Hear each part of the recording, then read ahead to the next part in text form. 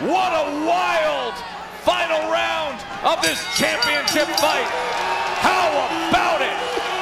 Ramirez and Hart, the rematch. Wow. That was a good-ass fight. Jesse Hart lost, though. Spectacular action in the 12th round. That was all Zurdo Ramirez until the final 15 seconds when Hart. I haven't watched the fight. We are days. It's Tuesday. It is Tuesday. What is the day's date? I don't even know. What is the 17th or some shit? Come on, man. Get on my phone. It is Tuesday, December the 18th, 2018. This was on the 14th, 4 days ago. I'm TstreeT Controversy. This is TstreeT Controversy Live, and I cover every single major fight live and uncut. So even though this wasn't live real time after the fight, I remember going on the Twitter. I fell asleep around the Joshua Greer fight. I was going through some burnout. I've been going through some burnout, you know, doing all these videos and everything. But I think I finally, you know, got my shit together. So, of course, I couldn't move on without covering this fight. Gilberto Ramirez won, in my opinion. And, of course, wait, let's listen, because I don't know what the cards is. The official scorecard to determine a winner. Judge Lynn Carter scores about 114 to 114 even. Overruled by I can agree with that because of the second half. Scorecards of 115 to 113 for the winner by way of majority decision. Still the WBO Super Middleweight Champion of the world is Zurdo Gilberto Ramirez. A majority decision.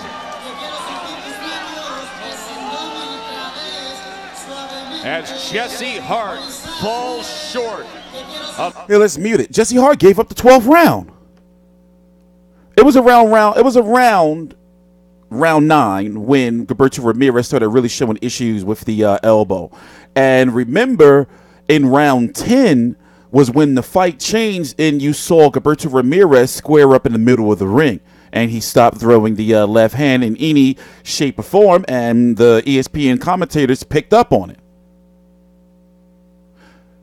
Jesse Hart didn't pick up on it. So I'm guessing that I'm guessing that maybe he stepped back and they squared up, you know, like started. It went from Jesse Hart mauling him like he did in the 11th round and later on in the 12th when he should have did the whole 12th round.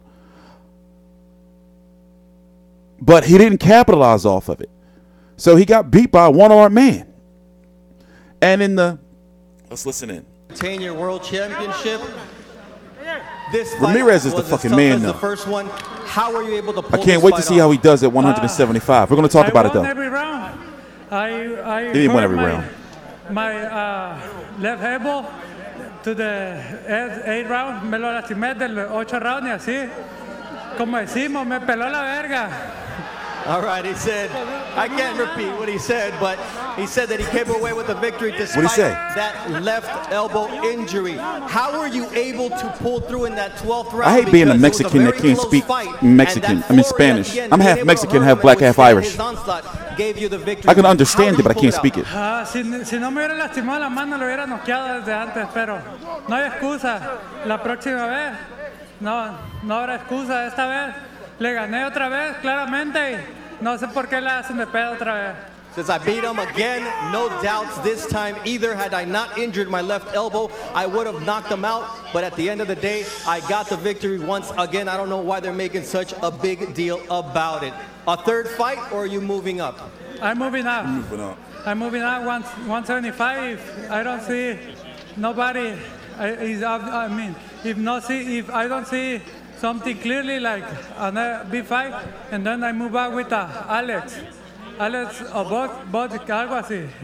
All right, but any chance we get Uzcategui, or it's too tough to make 68? El que sea, anyone. I'm ready for anyone, anybody. All right, let's go. Thank you very much to the champion. Now we move over to Jesse Hart. I want him to move to 175. You know, like 168, you can tell it's really bothering him. Man, it was no contest tonight, man. I pressured him, I boxed him. Gave up the last round, Jesse.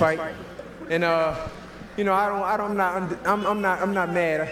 You know, Gilberto is a good fighter, but man, I believe I pulled it out tonight.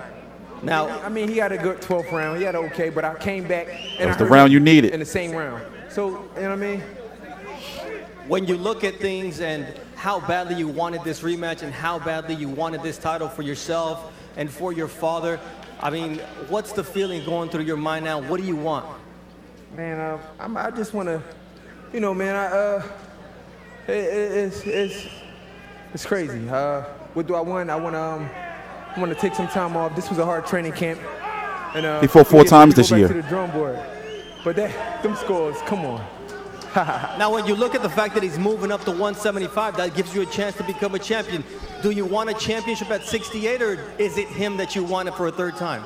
It wasn't about the championship. It was about him. I wanted to avenge my loss, and you know, if he move up, that's on him. But you know, 175. I'm not a 175 pounder. Natural 168. I can make it with my eyes closed. I'm not moving up in weight. I'm going to stay right here, and you know, try to look forward to whatever Bob Arum come already, and the powers to be to say. I think that's what we're going to do. All right, Jesse, we've seen a lot of fighters lose to the same guy twice. Vernon Forrest beat Sugar Shane Mosley twice. Mosley beat De La Hoya twice. It happens, and they go on to be champions. So maybe it's just that Zurdo has the formula to beat. Yeah, there's good news and there's bad news. The good news is that Jesse Hart, with the way things are set up, he will get another title shot at 168 pounds by the WBO. And the top 2 guys that are ranked right here, hey, let's go to my rankings. Right here, what's this guy's name? Safuri, Vincent, something. Hey, let's zoom out a little bit. He can beat these guys. Even Arthur Abraham. Look at the top 4. You know? Here, let me stop that.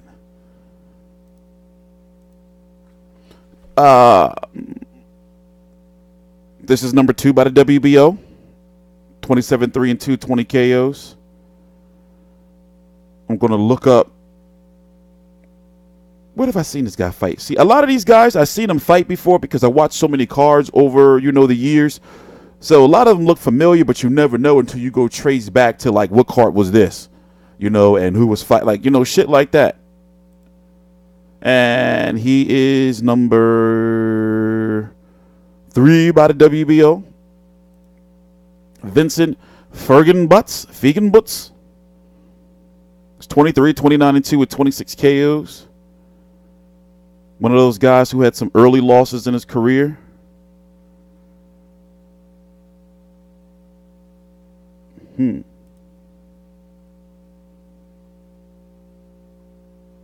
See, the thing about Jesse Hart is when he boxes, he does excellent.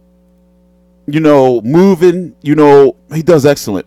Because his arms are so long, and a lot of times, I forgot what commentator pointed out, he does get a little bit erratic when he swings. Like, I think that was around round 9 or so when he, like, went to throw, I forgot, it was a left hook. And then, like, he slipped on the signage in the middle of the ring. However, these 2 tough losses for him, actually. The first fight, in my opinion, should have been the draw. In my opinion. It was the knockdown that was the difference. This fight, he's known as being a fighter that has somewhat of a suspect chin. He didn't go down, and he took some tough-ass shot from Zurdo. In fact, he never really wobbled. It's just that Zurdo is slightly better. It's like that sometimes. I think if it was a third fight, it's kind of like Canelo Golovkin, who, you know, with those start, like the third fight would likely be the same shit, some old close shit. That's the same way I feel with Hart versus Ramirez, except Ramirez has to move up. He has to. He can't keep, you know, he's been, you know, he wants to move up. The weight is fucking with him. Jesse Hart at 168 pounds, you know, go after the WBO, get some title defenses, and then, you know, he can get a unification in a couple of years because the way the WBO set up, you know, ain't nobody going to stop him. You know, This is the makeup right now. Jose Uzcat, the guy, is going to be taking on Caleb Plant, PBC on Fox. I'm actually going to be at the PBC on Fox card this Saturday, December the 22nd. So hopefully, if I have the time and everything's not all crazy, we'll be able to talk to one of them and ask them about, Jesse Hart, Gilberto Ramirez. Canelo, new WBA world or regular champion. Callum Smith, WBA super world. Callum Smith versus Canelo can very likely happen now. It's crazy. Anthony Durrell versus Avni Yildirim. They're going to be fighting for the vacant WBC title. Remember, the WBC hooked up David Benavidez, made him the WBC champion in recess, meaning that when his suspension for drug use and PEDs, but this is it's not the drug use, failed drug test. What's going to happen is he's going to be the mandatory for Anthony Durrell, Avni Yildirim. So that's pretty much how it breaks down right there. But Jesse Hart, I know these are two tough losses for him, but these are two tough losses that he learned from. You dig me? So now he's got, even though they're two losses, those were tough losses though. Close ones. But he didn't lose nothing. His stock has went up a little bit, right? It's just that people are going to be like, yeah, but he can't beat Gilberto Ramirez. Now, up at 175 pounds, it's a whole different story for Zurdo when he goes up there. Now, obviously, they're going to pursue a WBO, and they're likely going to make him the mandatory. But Anthony Yarde is going to have to fight for that title soon.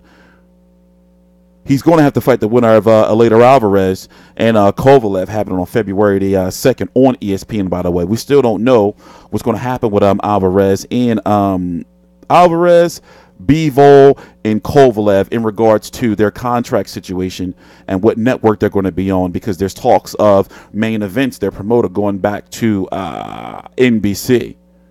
So that would create more politics right there. Then Artur Beterbiev is over with the Zone, and he's with Yvonne Michael, or Michelle, how you pronounce his name, up in Canada, who also promotes Adonis Stevenson and Eleider Alvarez. But that guy has very questionable, shady tactics to me, because he likes to keep his fighters away from each other. For example, look how long Stevenson and pray for Adonis, by the way. I know people are like, why are you talking about him, his past and everything? But still, I mean, he's stable right now. But the point I'm trying to make is he had Beterbiev, Alvarez, and Pascal and all those guys, and Stevenson, and he wasn't letting them fight each other.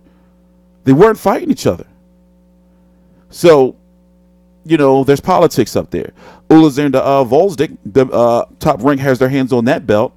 So Zurdo could go there. That's likely going to be the route he's going to go. He's probably going to move up, have 1-2 fights at light heavyweight before going for a title. Now, in regards to 168, he says he'll stay for the right fight, and the right fight would be either Callum Smith or the winner of Jose Uzcat, the guy, versus Caleb Plant. But what's Uzcat, the guy's contract situation? Because he fight on top rank, and now he's fighting over with Al Heyman. I'm sure Al Heyman's probably picked up an option on him. So therefore, that unification for his fighters, Benavidez, Anthony Durrell, and all those guys. So, it's a little bit complex. But I'm TstreeT Controversy. This is TstreeT Controversy Live. Please subscribe.